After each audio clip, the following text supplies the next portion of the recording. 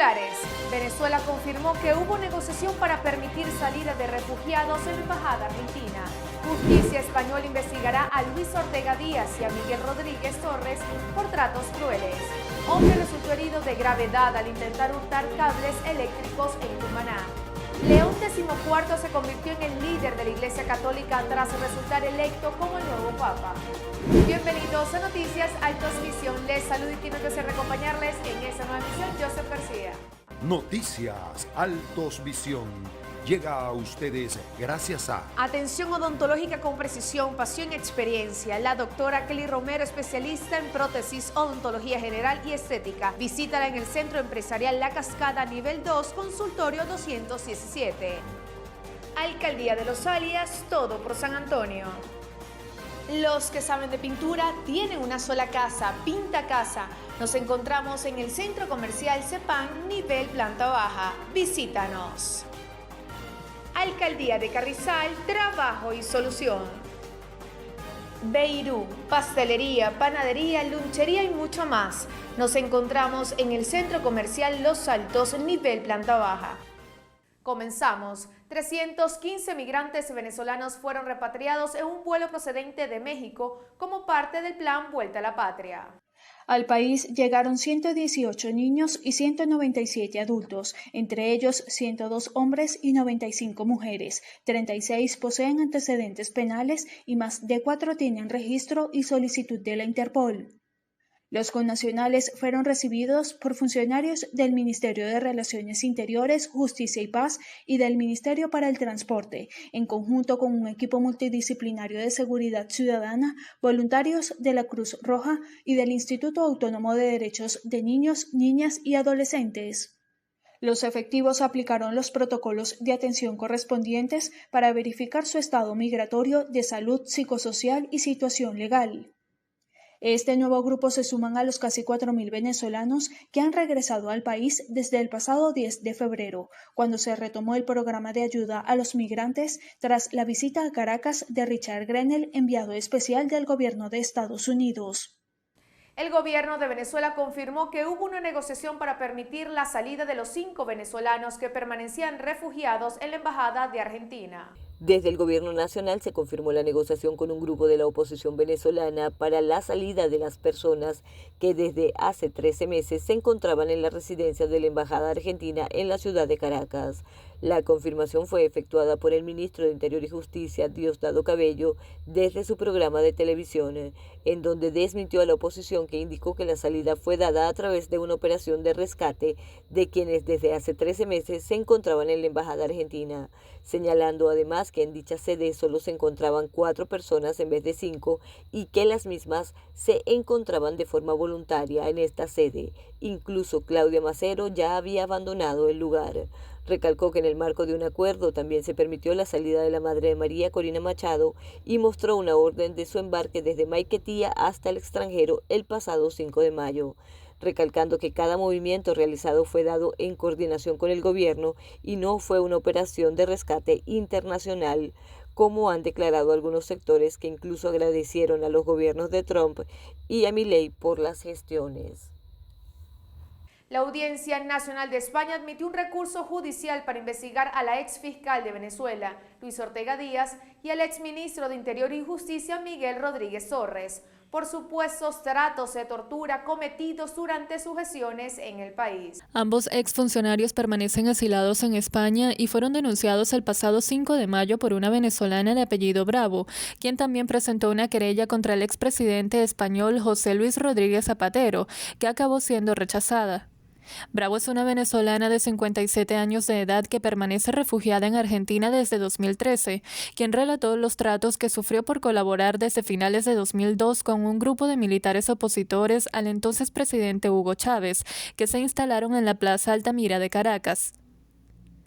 Además, denunció que el entonces ministro de Interior y Justicia, Miguel Rodríguez Torres, le ofreció una finca y una maleta llena de dinero. Se le decía dónde estaba el general Felipe Rodríguez, responsable del alzamiento de los militares.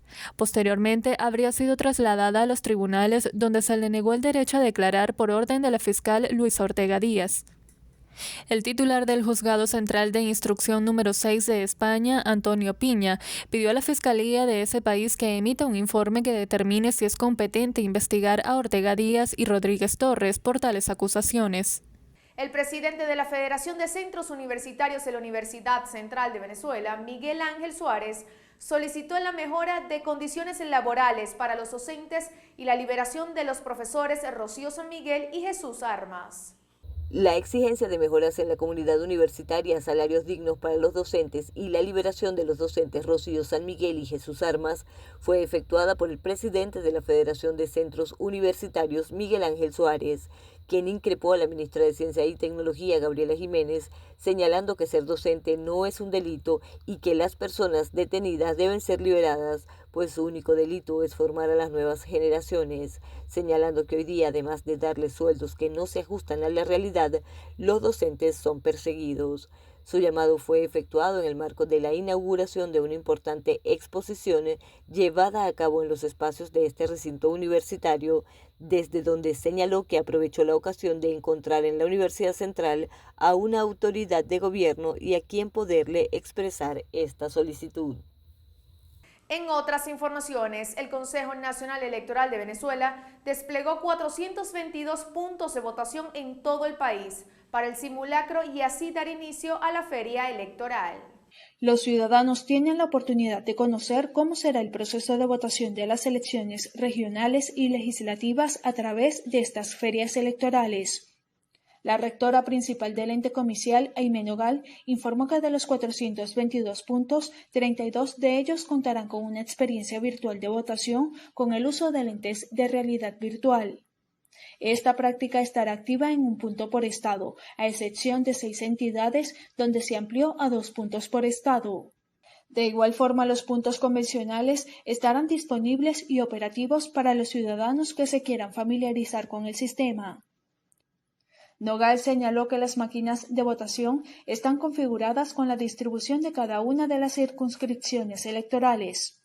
Durante la tarde del jueves, varios residentes de la ciudad de Caracas reportaron la caída de granizo y además se registró el colapso de un muro en medio de las fuertes precipitaciones. Varios sectores de la capital fueron sorprendidos con la caída de granizo este 8 de mayo, un evento atmosférico que, según el Instituto Nacional de Meteorología e Hidrología INAMED, obedece a un aumento de temperatura que genera nubes de tormenta y con ello la formación de granizo en las capas más altas.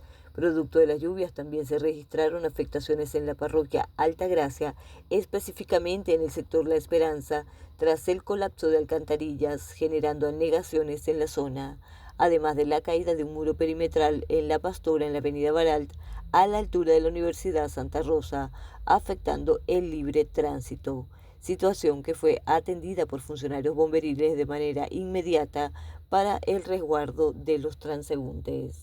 En materia de sucesos, un hombre resultó con quemaduras en el 60% de su cuerpo tras intentar hurtar material eléctrico de una subestación de energía ubicada en Cumaná, estado Sucre. El sujeto identificado como Jesús Velázquez resultó con quemaduras de primer y segundo grado tras recibir una potente descarga eléctrica. Según información suministrada por las autoridades, el sospechoso ingresó al recinto eléctrico con la intención de sustraer material estratégico, presumiblemente cobre u otros elementos de valor. Sin embargo, accidentalmente hizo contacto con un cable de alto voltaje que le produjo las heridas en casi todo el cuerpo y que lo dejó gravemente herido y atrapado en uno de los bancos de transformadores de la subestación. La situación requirió la intervención urgente del Cuerpo de Bomberos de Cumaná, quienes se trasladaron al lugar para realizar las labores de rescate. Debido a la complejidad del operativo, las autoridades se vieron obligadas a interrumpir el servicio eléctrico en varias zonas de la ciudad por un lapso aproximado de 40 minutos, mientras los bomberos trabajaban para sacar al herido de la estructura. Hasta el momento, las autoridades no han informado si el sujeto enfrentará cargos legales por su intento de hurto. Autoridades detuvieron al jefe de la Delegación Estatal de Táchira del Cuerpo de Investigaciones Científicas, Penales y Criminalísticas por su presunta vinculación con tráfico de estupefacientes. El comisario general Luis Orlando Revilla Chirinos fue detenido por efectivos del Grupo de Operaciones Especiales. En el caso están implicados 3 funcionarios del 6CPC Táchira, quienes previamente fueron aprehendidos por transportar 170 panelas de sustancias ilícitas en 5 cajas de cartón. Los sujetos fueron identificados como Neide Dugarte, detective en jefe, el inspector José Daniel Moncada y el detective en jefe Jefferson Orlando Sierra. A los detenidos les incautaron sus teléfonos, donde se encontró la relación y comunicaciones con el comisario y otros contactos. Revilla Chirinos fue trasladado a la ciudad de Caracas, donde se tiene previsto que sea presentado ante un tribunal de control. León XIV es el nuevo líder de más de 1.400.000 católicos en todo el mundo. El anuncio llegó en el segundo día del cónclave en la Ciudad del Vaticano. El asesinato de un periodista peruano en la Amazonía provocó una ola de rechazo y protestas por la seguridad. Y 5 militares chilenos fallecieron en un accidente aéreo cuando trasladaban a un paciente en un avión ambulancia. Repasemos estas y otras informaciones en nuestra sección 5 noticias que debes saber. El sucesor del primer papa de América Latina, el nuevo pontífice León XIV, nació el 14 de septiembre de 1955 en la ciudad estadounidense de Chicago, pero tiene nacionalidad peruana desde hace una década. Llegó al país andino por primera vez hace 40 años como joven misionero agustino y desde la diócesis de Chiclayo, unos 750 kilómetros al norte de Lima, partió como obispo rumbo al Vaticano para ser una figura central en el papado de Francisco. La idea de un papa norteamericano estuvo por siglos descartada en Roma, ya fuera por la distancia o por decisiones geopolíticas. Sin embargo, León XIV llega al trono de San Pedro con una inclinación pastoral, perspectiva global y capacidad para gobernar la curia vaticana. En sus primeras palabras, tras ser electo, León XIV hizo un llamado a la paz a todos los pueblos y envió en español un saludo a su querida diócesis de Chiclayo en Perú. Raúl Celis López, conductor de una radio en una región fronteriza con Brasil y crítico de las extorsiones, recibió varios disparos a manos de sicarios en la ciudad de Iquitos y se convirtió así en el segundo periodista asesinado en Perú en lo que va de año 2025. Celis tenía 70 años y dirigía en una emisora un popular programa diario en el que abordaba la violencia de grupos criminales que se han apoderado de Iquitos, mientras que la Defensoría del Pueblo condenó la muerte de Celis y señaló en las redes sociales que la situación evidencia la ausencia de garantías en favor de los periodistas en Perú. En enero pasado, Gastón Medina, propietario y director de un canal regional El Inca, también fue baleado por denunciar casos de extorsión y hasta el 3 de mayo se registraron 101 ataques a periodistas y medios en Perú, en lo que va de 2025, según la Asociación Nacional de Periodistas de ese país. Militares de Chile encontraron los cuerpos de los 6 ocupantes de un avión ambulancia que se estrelló la noche del miércoles, minutos después de despegar de Santiago.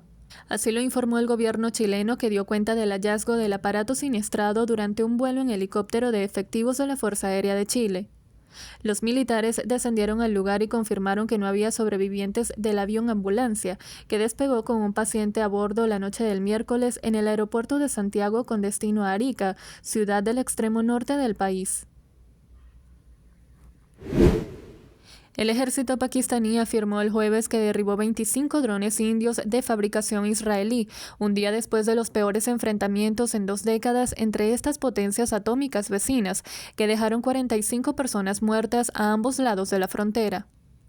La región de Cachemira, de mayoría musulmana, dividida entre ambos países desde la independencia del Reino Unido en 1947, es escenario de una insurgencia de rebeldes que piden la independencia o la anexión a Pakistán.